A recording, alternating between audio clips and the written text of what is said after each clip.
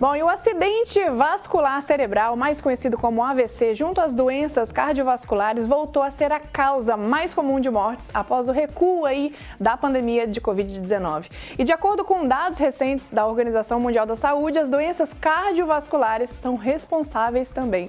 E pela maioria das mortes aí entre o Brasil e no mundo também. Só para você ter uma noção, o AVC corresponde a mais ou menos 80% dessas mortes. E para falar mais sobre esse assunto, eu estou recebendo aqui o médico neurocirurgião e pesquisador da disciplina de neurocirurgia da Faculdade de Ciências Médicas da Unicamp e do Hospital Albert Einstein, Dr. Marcelo Valadares, que vai falar mais também sobre esse assunto, não é, Marcelo? Boa tarde, seja bem-vindo! Muito boa tarde, Débora. Muito obrigado pelo convite, a você e toda a equipe do Band Mulher. É um prazer estar aqui mais uma vez. E falar de um assunto também que é muito sério, né, doutor?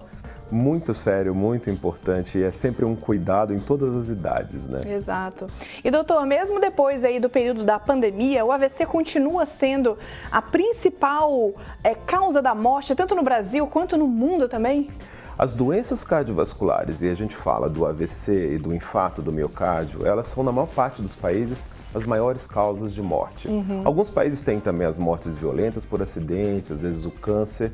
E no Brasil, isso deixou de ser, por um momento, devido à pandemia da Covid, o principal responsável por morte, mas depois isso já se recuperou com a queda das mortes pela Covid.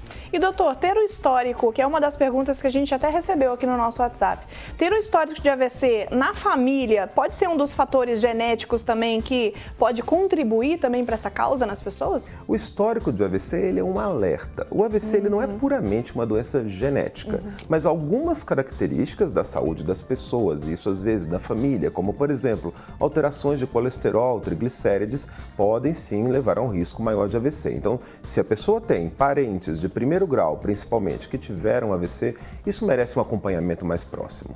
E doutor, além do acompanhamento, quais seriam os principais sinais, assim, para o pessoal que está nos assistindo, os principais sinais do AVC? Débora, isso é muito importante. Excelente pergunta. É preciso ter muita atenção quando uma pessoa tem, repentinamente, fraqueza em uma parte do corpo, dificuldade de falar, né? Às vezes ela fala enrolado ou não entende bem as palavras, ou ainda uma pessoa que não está completamente consciente, torna-se confusa, muito sonolenta, sem explicação.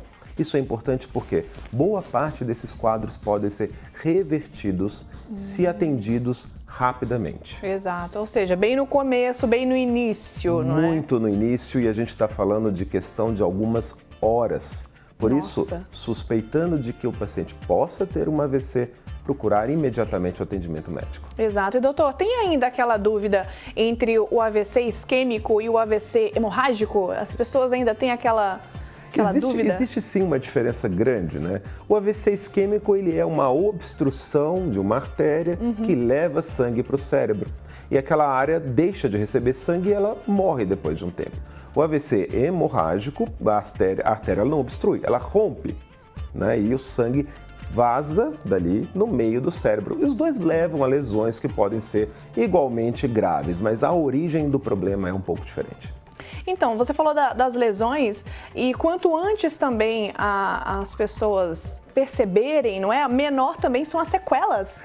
O mais antes possível... Todo AVC, doutor, chega a ter uma sequela? Não, nem sempre. Existe sim alguns tipos de AVC que eles vêm e desaparecem rapidamente. E eles chamam acidentes isquêmicos transitórios. Não é bem o AVC, é o AIT, é uma coisa um pouco diferente.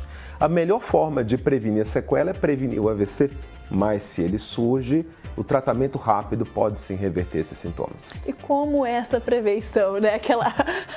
Aquela dúvida, né? Como é essa prevenção, doutor? E a resposta muitas vezes é a mesma resposta, cuidar da sua saúde, né? Cuidar, por exemplo, de evitar fumar. Se você tem pressão alta, tratar essa pressão alta, fazer atividade física, né, medicar, por exemplo, o colesterol alterado. Então a prevenção, que não é simples, porque às vezes envolve mudar coisas da rotina, ou hábitos da vida, é o que mais inibe os problemas decorrentes do AVC. Nossa. E doutor, no caso do tratamento do AVC, né? nem todo AVC precisa ser do método cirúrgico, né? Não precisa passar por uma cirurgia, A cirurgia para o AVC ela é uma exceção. Ou nós estamos falando de uma cirurgia para tratar uma complicação grave do AVC, como uma hemorragia, por exemplo, ou nós estamos falando de uma cirurgia que visa desobstruir uma artéria. Tá? Isso existe, mas isso é raro. Normalmente, quando nós precisamos tratar o AVC, nós tratamos com tipos de medicações que desobstruem as artérias. Exato. Ou seja, medicação, alimentação balanceada, prevenção. O que mais, doutor? Quais são as dicas? Atividade física. Atividade física, o que mais? Exatamente. E cuidado da saúde como um todo, né? Acho que ter consciência de que o nosso corpo é nosso maior bem e precisa ser bem cuidado. É um templo, né? É um templo. Doutor Marcelo, muitíssimo obrigada, viu, por tirar todas essas dúvidas aqui que surgem durante o programa. Muito obrigada e eu te convido para você voltar mais vezes aqui no programa. É sempre um prazer, Débora. Obrigado aos telespectadores pela atenção. Muito obrigada, viu?